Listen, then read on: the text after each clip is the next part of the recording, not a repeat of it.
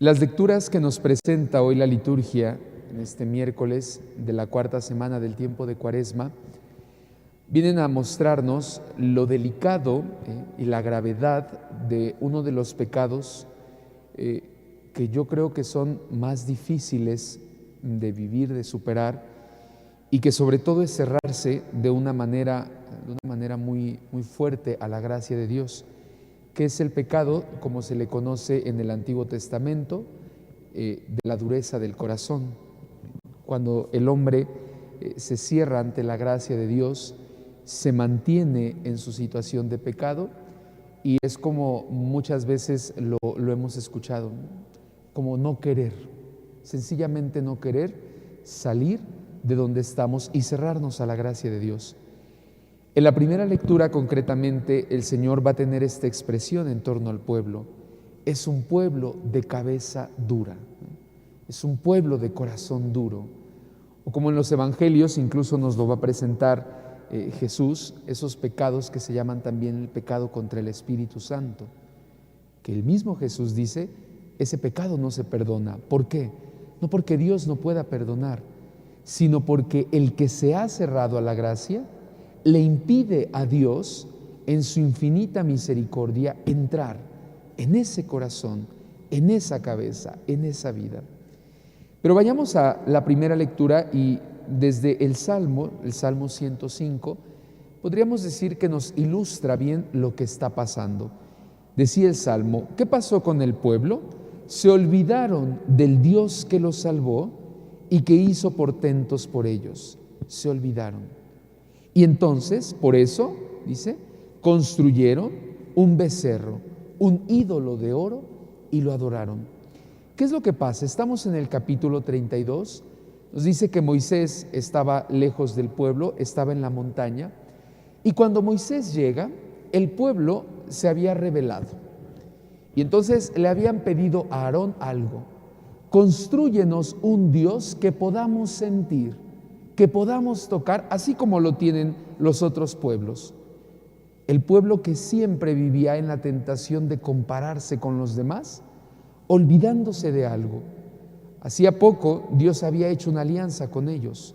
Dios les había dicho: ustedes son mi pueblo, yo soy su Dios, hay una alianza entre nosotros. Pero ellos, nuevamente distraídos, pensando, bueno, ¿qué está pasando con los otros pueblos? Y dicen, todos tienen estatuas, todos tienen dioses que, si se acercan a ellos, que muestran su grandeza, los escuchan. Entonces le dicen a Aarón, queremos también nosotros un Dios. Aarón, olvidándose de que a Dios no le gusta la idolatría, les construye una estatua. Y esta estatua, que representaba una fuerza, y que entonces ellos están a gusto. Pero ¿qué pasa? Cuando Dios descubre la infidelidad del pueblo, se enoja. En estas palabras que hemos escuchado en la primera lectura, se enoja tanto, yo creo que más que enojo, es una decepción. Porque Dios ha hecho tanto por el pueblo, ha hecho prodigios, los ha sacado de la esclavitud, los está conduciendo por el desierto, los va a llevar a una tierra prometida, les está dando agua cuando tienen sed, les da alimento cuando tienen hambre, y ellos solamente preocupados en igualarse a los pueblos que están cerca. Por eso fíjense cómo dice Dios, cuando llama a Moisés, Moisés regresa y ve en lo que se ha convertido el pueblo, y le dice, anda, baja del monte, porque tu pueblo, es como si Dios se desentendiera, ya no es mi pueblo, tu pueblo, le dice a Moisés, ¿no? Como cuando hay enojo, ¿no? en la casa, y le dicen, tus hijos, no, espérate, son nuestros hijos. Y por eso es que Dios le dice a Moisés, tu pueblo al que sacaste se ha pervertido, lo voy a aniquilar. Incluso Dios va a hacer como una oferta muy tentadora a Moisés. Le dice, de ti voy a construir un nuevo pueblo. Va a hacer una nueva alianza ahora con Moisés. Pero ¿qué hace Moisés? Moisés le recuerda a Dios, en estas palabras muy bonitas, le dice, Señor, acuérdate que es tu pueblo, tú lo sacaste, tú lo has llevado. Acuérdate de tus hijos, acuérdate de la alianza que hiciste con Abraham, con Isaac, con Jacob, siervos tuyos a quienes juraste por ti mismo, multiplicaré su descendencia. Moisés apela a la misericordia de Dios. Y Dios, que es fiel en primer lugar a lo que Él es, a sí mismo, dice, tienes razón, perdonaré al pueblo. Esta historia es un continuo repetirse. Esta historia de salvación también pasa en nuestra vida.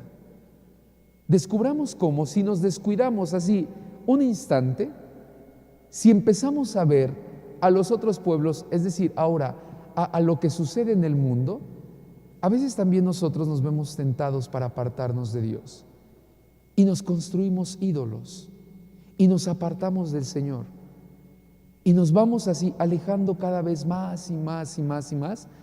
Hoy ya no es solo un becerro de metal, hoy son tantos becerros de metal los que existen y que nos apartan de Dios. Pero lo maravilloso de cómo termina esta primera lectura es que Dios siempre permanece fiel, porque nos ama, porque ha tenido una alianza con nosotros desde el día de nuestro bautismo, porque el mismo Jesús lo ha dicho, yo estaré con ustedes todos los días. ¿Qué nos toca a nosotros? Pedirle al Señor el don de la fidelidad y sobre todo no endurecer nuestro corazón o no endurecer también nuestra mente, nuestro pensamiento, como sucedió con los fariseos en el Evangelio.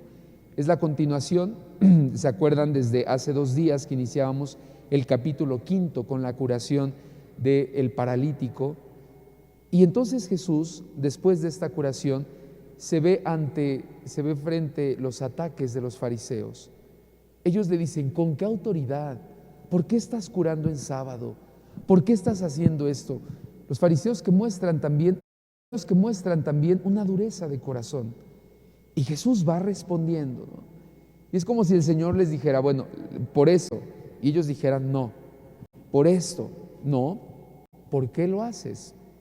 Y hoy finalmente escuchamos el término del capítulo 5 de estas palabras de Jesús. Jesús les va a decir, ¿por qué hago esto? Porque traigo un testimonio mayor. En primer lugar, porque Juan el Bautista da testimonio de mí. Ese a quien ustedes, les dice, se asombraron con la luz que él traía, pero que solamente fue testigo mío, da testimonio de mí. Si ni eso les sirve, ¿quién más da testimonio de mí? Los milagros. En el Evangelio de Juan son signos. Esos signos dan testimonio de quién soy yo. Pero si tampoco están conformes, el Padre que me envió da testimonio de mí. Fíjense, Jesús va explicando y les va diciendo, crean por esto, no creen por esto, crean por esto. No creen, bueno, por esto. Y finalmente les dice Jesús, y si ni siquiera eso les es suficiente, crean por las Escrituras, esas que ustedes conocen. Si ustedes las leyeran, les dice, descubrirían el por qué obro, el quién soy yo, el qué se está cumpliendo conmigo. Ellos siguen cerrados. Por eso es lo delicado de la dureza de corazón. ¿Cuántas veces nos mantenemos así? Y por más que Dios nos da señales, y por más que Dios nos muestra hacia dónde nos quiere, y por más que Dios nos dice, confía, tu vida está en mis manos, decimos no. ¿Qué es lo que pasaba con los fariseos? Que ellos, les dice Jesús, en primer lugar, les falta amor a Dios. Les falta también que busquen la gloria de Dios. Le dice, porque ustedes se sienten conformes porque se dan gloria unos a otros. Se les olvida dirigir su mirada a Dios. Se les olvida confiar en Dios. Y ese es su pecado. Que sí, conocen mucho las Escrituras, les dice, pero las interpretan a conveniencia. Las interpretan como ustedes creen. Y por eso es que no logran aceptar que el Señor obre en medio de ellos. Hermanos, en este día pidámosle al Señor que nos ayude a ir sanando nuestras durezas de corazón. Es muy delicado, de hecho, cuando nosotros nos mantenemos así, por eso es que tal vez no tiene grandes frutos la Cuaresma. O decimos, pues es que estoy muy cerca de Dios, hago oración todos los días, busco los sacramentos y no veo un cambio, no veo que algo cambie en mí. Por ahí deberíamos empezar, pidiéndole a Dios luz para descubrir si tal vez hemos endurecido nuestro corazón, ¿no? Tristemente, por ejemplo, podemos ser hombres y mujeres de iglesia de todos los días, pero tal vez no queremos perdonar a alguien que nos ha hecho un daño. Tal vez nos lavamos en la vida haciéndole daño a nuestros hermanos, a nuestros padres, a nuestros hijos. Esa es la dureza de corazón. Y entonces de nada nos va a servir, o de poco nos va a servir, mejor dicho, todo lo que vayamos alimentando nuestra alma, porque seguiremos cerrados, seguiremos endurecidos, y entonces le impedimos a Dios que obre grandes maravillas en nosotros, por nosotros y para los demás. Que por intercesión de la Virgen Santísima y el Señor San José, el Señor nos ayude a tener un corazón nuevo, un corazón puro, un corazón abierto a su gracia. Que así sea.